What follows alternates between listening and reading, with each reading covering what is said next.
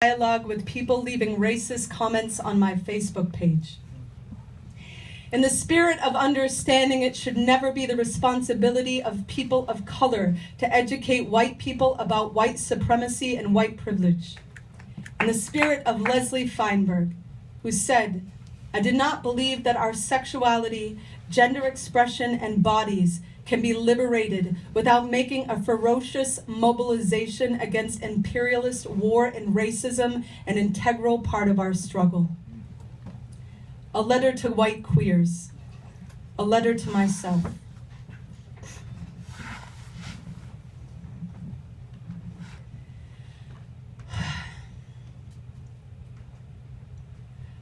Another black man has been murdered in our streets. And I am white as a ghost haunting my own grief. Thinking, who am I to feel grief? Thinking, my God, who am I not to?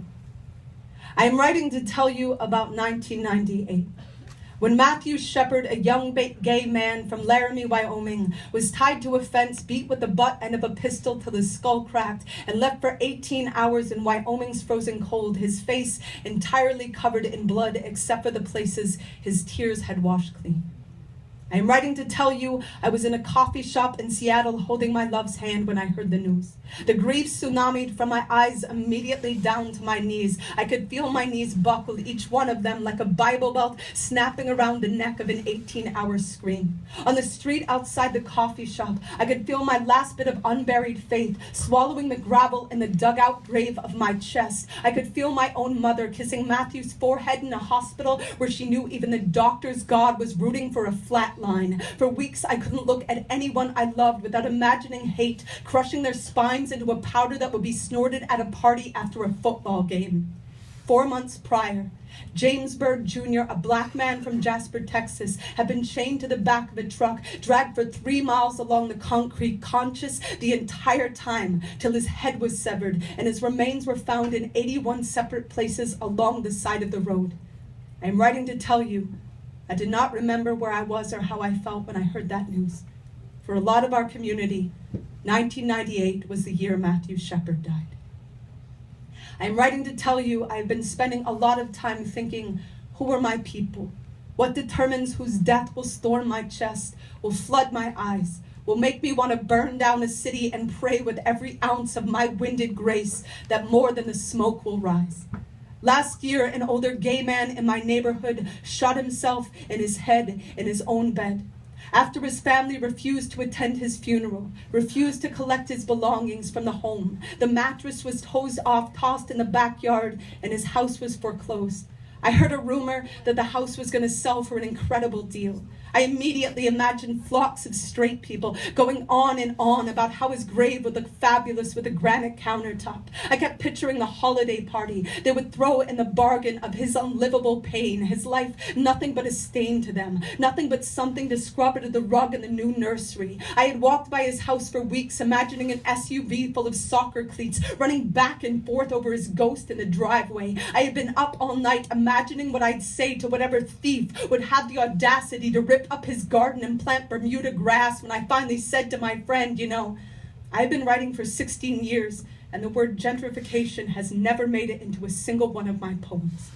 Who are my people? Where is my rage when they are stealing brown and black people's homes?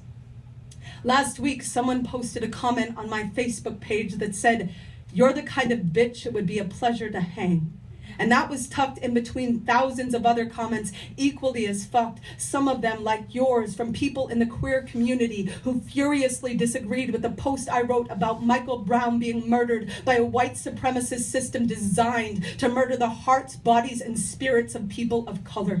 Something very difficult to stomach in this life is the fact that we are each going to learn and grow at a pace that will hurt people. But I am writing to tell you I am furious with my own pace. Furious that I could be holding the candlestick of a microphone for this many years and have it burn this far down without shining a hell of a lot more light on the truth of what I know white is. You want to know what white is? White is having somebody tell you you'd be a pleasure to hang, having a whole lot of people agree, and not even thinking to lock your fucking door that night. White is knowing if somebody is going to be hung, you are not the one. White is having all of Eric Gardner's air in your lungs, no matter how queer you are, no matter how anything we are. If we are white, we have Eric Gardner's air in our lungs tonight, and that means our breath is not ours to hold. That means our exhale is owed to mercy, to the riot of our unowned hearts, to the promise that who we weep and fight and tear down the fucking sun for will not only be our own faces in the mirror. We cannot be married to apathy without wearing the rings of the poplar tree when our country is still lynching and still calling the hung bodies shade, when our country is right now rolling a red carpet from the blood that pours, and people are dying for us to notice our footsteps are red. Our silence is not a plastic gun. It is fully loaded. It has lethal aim. It is 1998 and James Byrd Jr. is not yet dead. He is walking from a party towards his home on the other side of town. And you and I are somewhere. We are somewhere, pouring what we will pour into the cups of our hearts, spilling what we will spill into the screamed open earth.